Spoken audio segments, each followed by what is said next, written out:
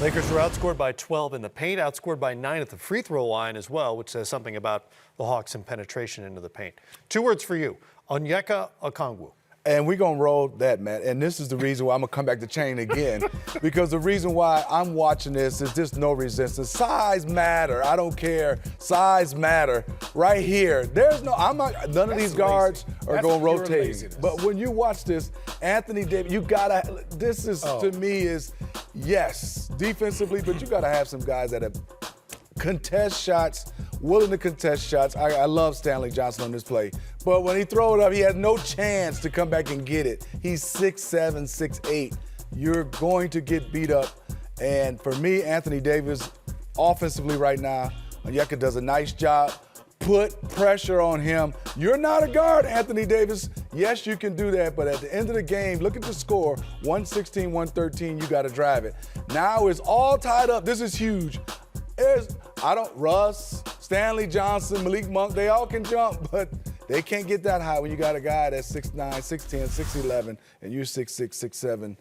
Onyeka's done a nice job without Clint Capella, with him and John Collins. That's 3 bigs that can catch loops, they can go protect, and they can slide their feet to Channing's point on a defensive end for at least a count or 2 when you start talking about pick and roll. And as bigs go, Okongwu's not even that big. No. But he was bigger than everybody on the Lakers team. He was big enough. If you look at that, the defensive discipline is bad. Yeah. Right? Like Anthony Davis, you have to be up to touch, right? You're one of every year we have Anthony Davis as Defensive Player of the Year. Now he's been hurt, but that's his wrist. It has nothing to do with his feet. And then secondly, on all those alley-oops, what is Russell Westbrook and Avery Bradley doing attached to their man on the weak side? Like, be physical. You have to get into the big's body so he can't jump. Big men usually need to stand up, and then they bend down to jump back up.